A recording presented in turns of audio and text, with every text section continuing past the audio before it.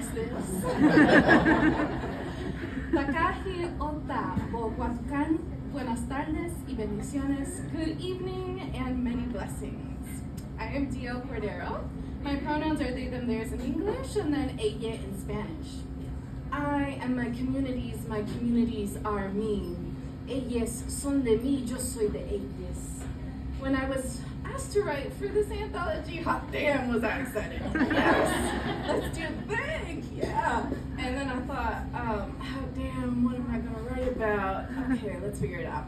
Like many of us, I'm a transplant to Colorado, and our assignment was to write an ominous, morally ambiguous crime-related story set in a Denver neighborhood. The first part, I got you. I'm there. Yeah, morally ambiguous. Let's do that. The second part needed some consideration. I didn't want to just pick anywhere in Denver. Ellas son de mí, yo soy de ellas. I needed to set my story in a place that held meaning for me. Upon reflection, the answer became clear. I used to work at CU Denver, and truthfully, the only place I wanted to be while there was on the porches of the 9th Street houses. I would escape my office, walk clean across campus, and have my lunch while sitting on their stoops, porch chairs, and lawns. I was grateful to be on that land and under their shelter. Eventually, I learned about the history of that place, of why those houses had been scavenged or repurposed into offices for the 3 universities or colleges there. That campus was a neighborhood. Ellas son de mí. It was a home. Yo soy de ellas. And this assignment was an opportunity to help more people remember that neighborhood. It was also a chance to center a story around someone like me, only loved and supported by their family. A future I want to write into existence. Let's do that. So thank you so much for picking up a copy of this book. I hope you enjoy it, and I also hope you enjoy my story, Sangre, from which I'll read tonight. So this is Sangre. She pulled the heavy-duty bolt cutters from her waistband and bore down on the padlock. Forearms flexing, shoulders straining, she heard it snap and tore the chain away, pulled back the gate, and rolled it into place the second her father backed the truck onto the construction site. Under the clouded moon, David stepped onto the land. He took the chain from Riel's hands and wrapped it around the fence posts, pulling his own lock from his pocket. Go. He tossed her a flashlight. Ten cuidado. Are you sure you don't want to come see her? She ground gravel as she pivoted toward him. You didn't see me there when she showed you she wanted you to come. He snapped the lock into place, patted her head. Besides, I'll see Paloma anytime I look at you. Rio's heart swelled. Watch for my headlights. One flash. She nodded and ran.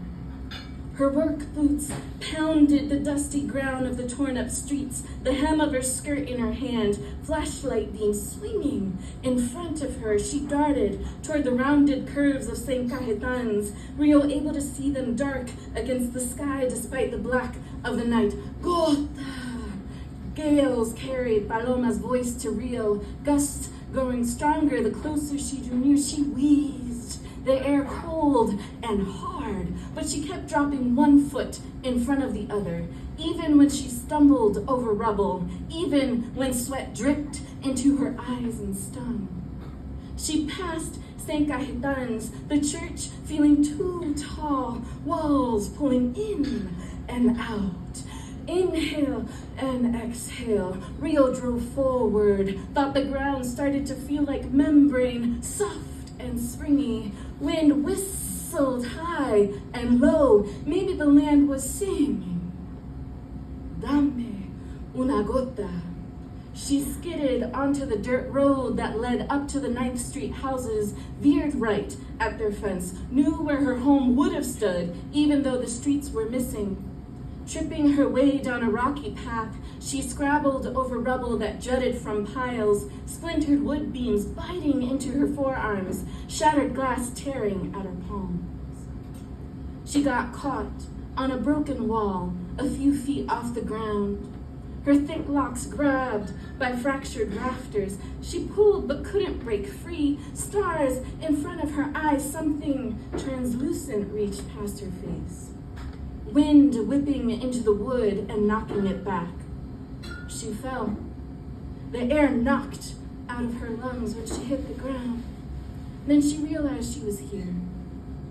Rio staggered to her feet, spun in place.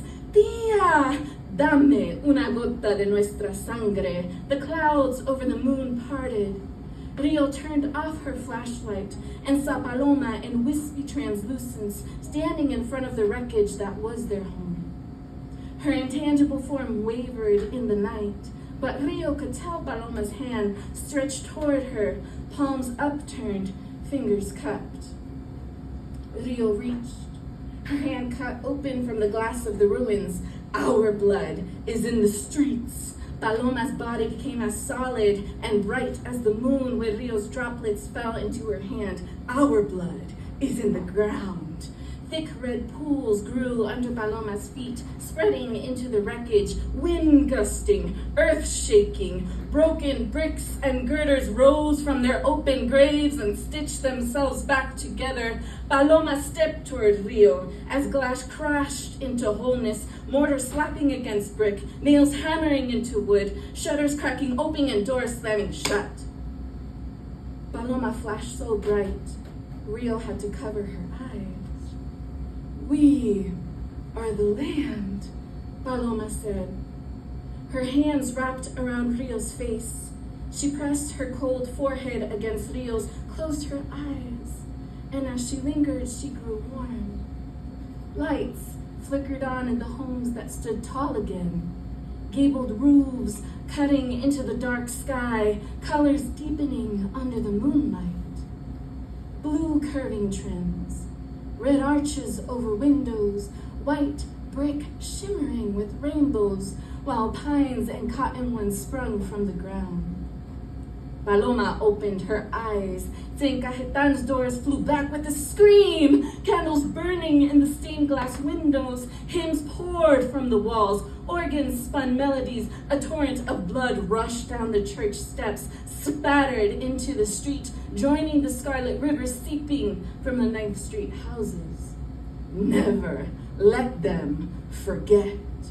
Paloma's voice echoed across the neighborhood. The ground pulsed. Rio saw people she did and didn't know rise from the earth to stand across Auraria. Skins of brown, bronze, and black, dark eyes turning toward the moon. Make them remember us. Paloma spread her arms wide. Walk tall and speak for those who have fallen.